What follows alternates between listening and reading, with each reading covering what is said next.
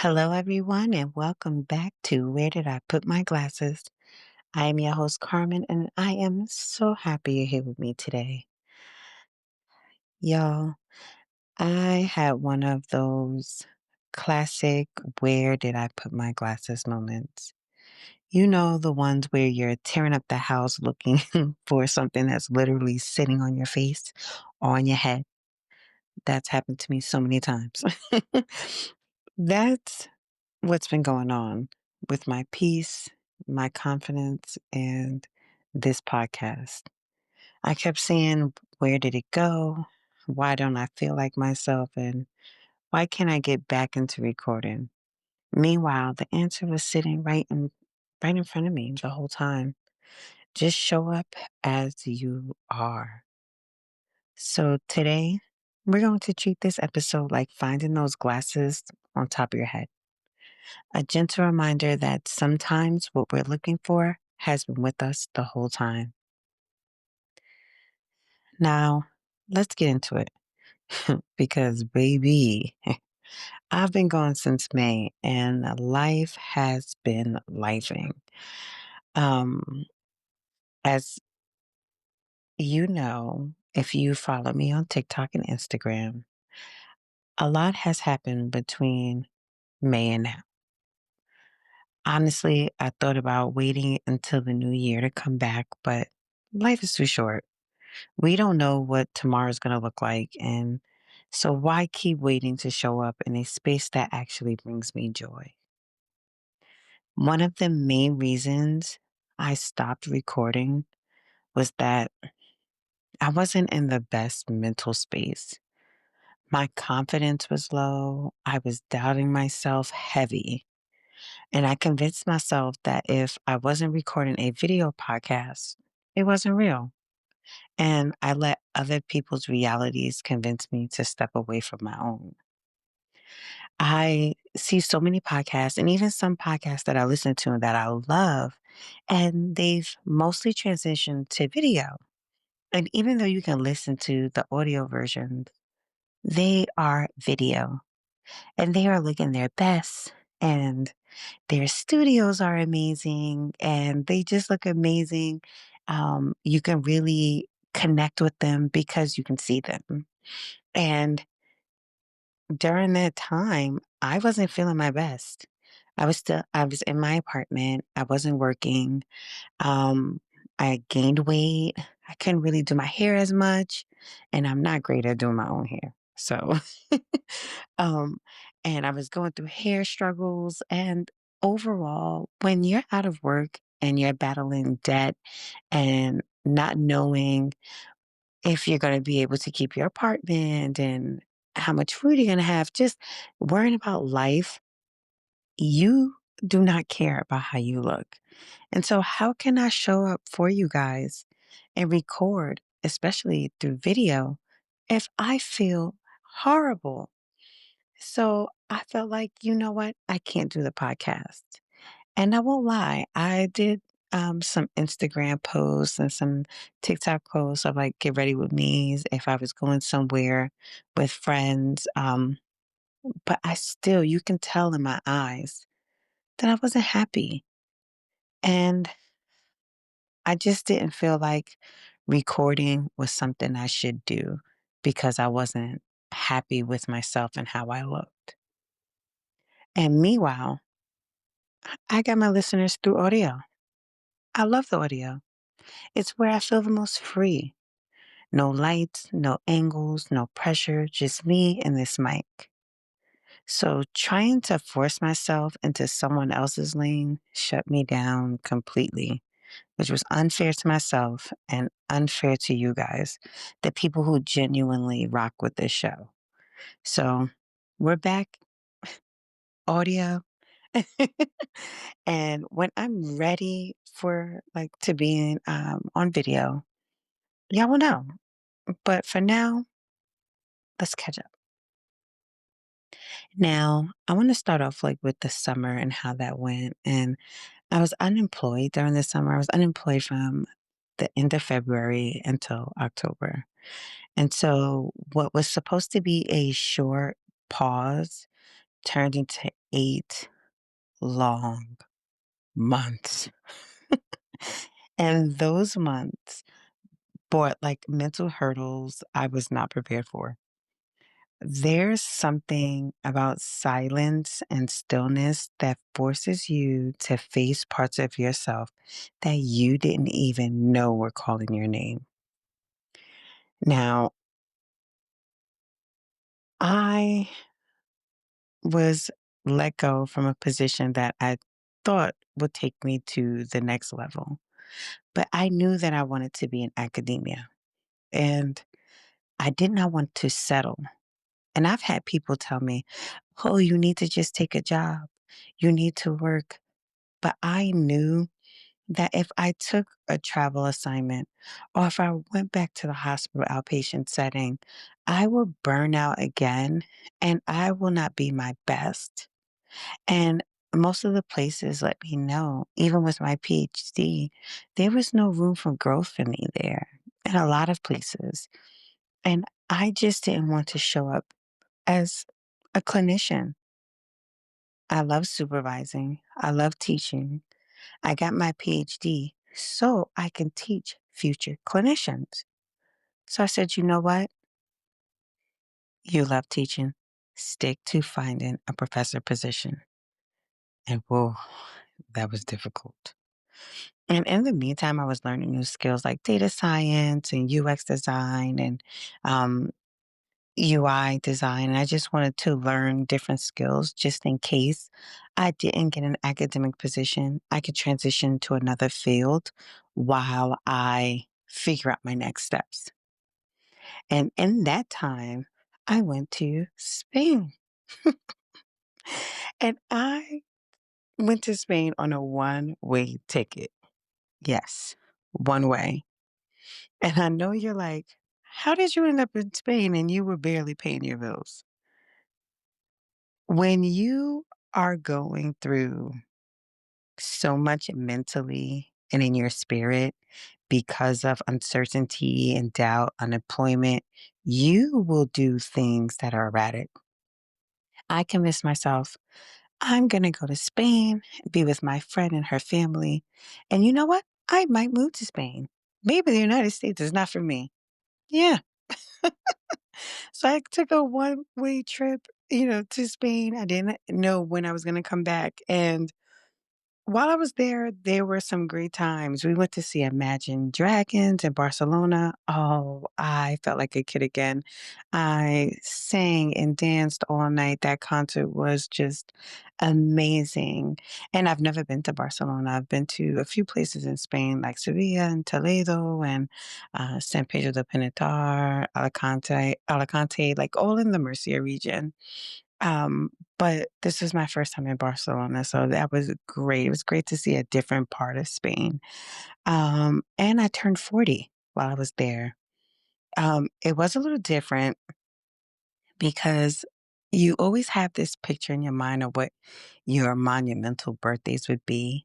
And I turned 40 and it played more into that depressive state because I was 40, unemployed, didn't know what I wanted to do with my career. I knew I wanted to be a professor, but didn't know how to transition in. Um, no husband, no kids. And I realized no one has ever thrown me a birthday party. I've had birthday brunches where I've invited people. I've been on vacations for my birthday and some friends have came, but no one has ever planned to celebrate me. Even as a kid, I had a few birthday parties, but I've never had a celebration, even in my older age, of me from anyone that I cared about, whether it was partners, whether it was friends, whether it was family members. I never had someone celebrate me or someone's. And that put me in a state of mind that was really low. And so after that, I became doubtful, stressed. I started stressing more about work because I wasn't finding work while I was looking for work while I was there. I was concerned about my bills because, I also had to pay my friend to be there. And so I'm barely getting by on my bills in the Bay, which is all on my own, right? I decided to go to Spain knowing I was unemployed. So rightfully so, I had to pay my way to be there, but being stressed about paying to be there, trying to get by on all my Bay Area bills and still look for work.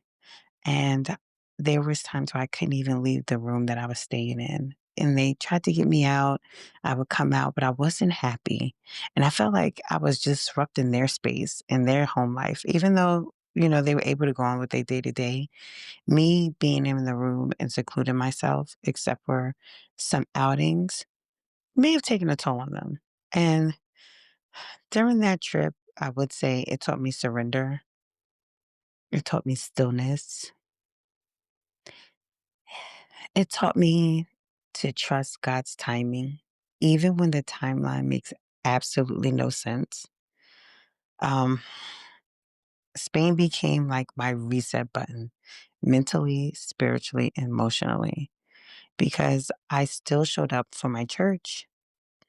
I joined a church and um, I was still watching online. I took the advice of someone who I work with through a research lab who told me to look into becoming an assistant clinical professor because it was hard for me to get the full professor positions because I have no published pieces. And so since I'm currently working on turning my dissertation into a publishable piece. I do not have right now anything currently published as a PhD, a person with a PhD in order to get a full professor position. And so she advised me to start applying for assistant clinical professor positions. And while I was there, I began that journey of interviewing. And I ended up with two interviews with two different universities. And whew, that process humbled me. It stretched me and reminded me that closed doors aren't rejection, they're redirection. Every interview taught me something about what I wanted and, more importantly, what I didn't want. And one of the universities was something I didn't want by the interaction with the people and just I expressed to them the things that I wanted to do in my life, and they at that time could not provide that to me and what I wanted with my career. And I felt like if I'm going into this, I want to continue. I don't want to continue going from job to job or um, setting to setting. I want to stay in this and grow and excel in this position. And so I wanted to make sure that it was a position that was not only for me and I was a right fit for them. So that way I can grow and elevate in this organization. And so let me tell you, when God aligns something, baby, every step becomes confirmation. Every doubt gets quiet. Every obstacle becomes preparation. And I didn't realize it, but until I came back to the States and I did the second interviews, and then I got to go to the University of Arizona and meet all the staff in my department and learn the area, learn more about the university. And I fell in love. They fell in love with me. I fell in love with them. They listened to me. They heard me. They knew the research that I wanted to do, the changes that I would like to make, what I wanted to teach. Um, so I was able to do all the things that I wanted to do, teach students, mentor students, research, just grow and elevate in my field and what I worked so hard for. And so I chose Arizona, and Arizona chose me. And God said, "Here, this is your next chapter." So, never in my wildest dream did I see myself in Arizona. But I was starting to believe that I was ever. was never going to work in higher education, well, in this way. And so being at the University of Arizona has reminded me of my purpose. And I've met incredible people. I feel like I'm growing professionally and I've stepped into a version of myself I had been praying for. And so, yes, I am no longer in the Bay Area. I live in Arizona. And right now, it's turning out to be exactly what I needed to be.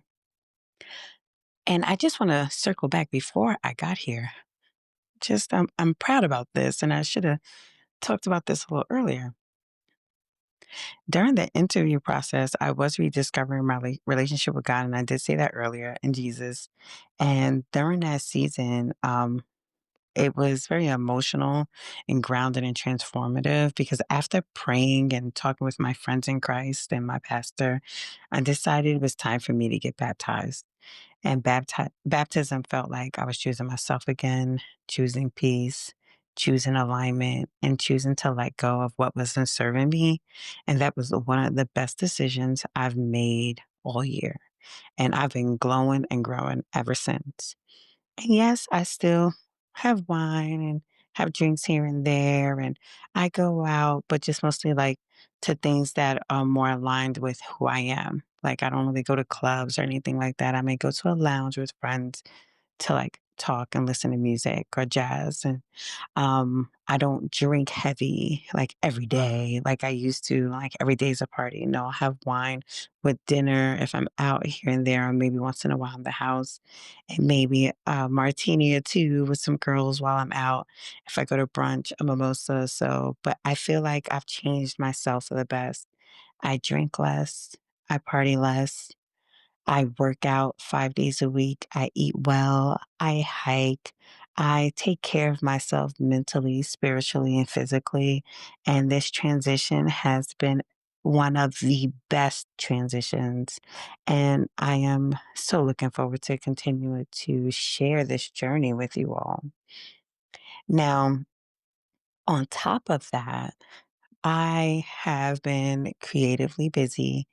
I started a blog that is related to my career and how I'm able to provide resources and tools to families who just need information on speech and language services and also language disorders and speech and language disorders as a whole. So that has been fun and great. And it's allowed me to be creative and also connect with families out there, especially color, brown and black families, people of color as a whole, so they can see a speech therapist that looks like them and they can feel connected. So that has been amazing. I started posting outfits of the day again. Um, I stopped when I went to Spain, and then when I moved here, I started back because I felt like this new move, I want to try and pour into myself creatively because when everything feels uncertain, um, creativity is the one place where I feel grounded. So finding what I look like, finding a new style. I need some water, y'all.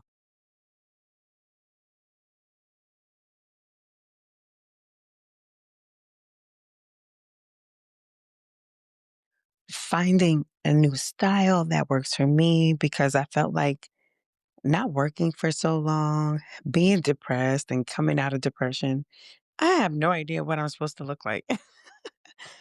So just finding my style and being creative in that way. And then also I I put my journal out on Amazon, phasing through it, and which I'm really proud of. And it's about, finding ways to manifest through the moon phases, which I'm obsessed with. And it's just a cute and wonderful journal that I have on Amazon. So it feels good to do all the things that I like to do creatively. And another thing is sharing all of this with you today. It's refreshing. It feels like I'm breathing again. And I've always been an open book, but lately I've been a true cancer. hiding in my little crab shell, but I'm ready to come back out, be consistent, and reconnect with you all. And no pressure, no shoulds, just showing up. And if I do a video, great. If I don't, cool. But you'll still get an episode and we'll still get to connect the way we always have. And I know that eventually, when I'm ready to, I'll be able to give you all the videos.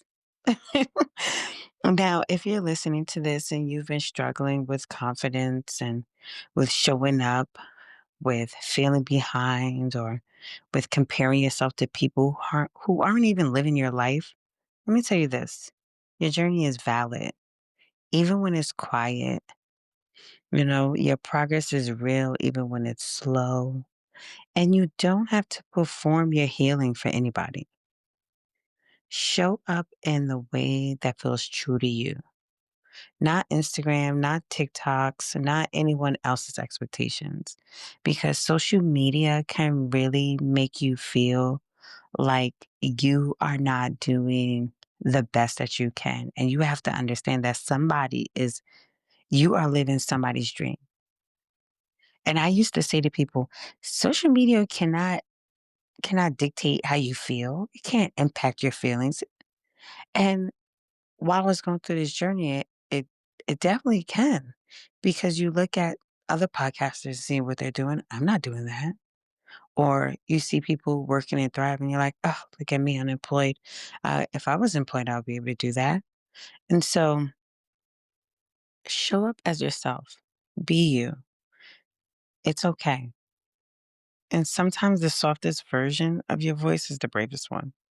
So don't allow other people's expectations, like I said, to impact yours and your voice. And if you're temporarily misplaced your confidence, don't worry. It's just like my glasses. It's probably sitting right there, waiting for you to pick them back up or take them off your head and put them right on your eyes. I want to thank you so much for spending this time with me today. It feels good to be back. I appreciate every single one of you who continues to listen, support, and grow with me. We're entering a new season, one filled with clarity, peace, purpose, and a whole lot of grace. Until next time, I'm your host, Carmen, and hopefully by then, I'll finally find where I put my glasses.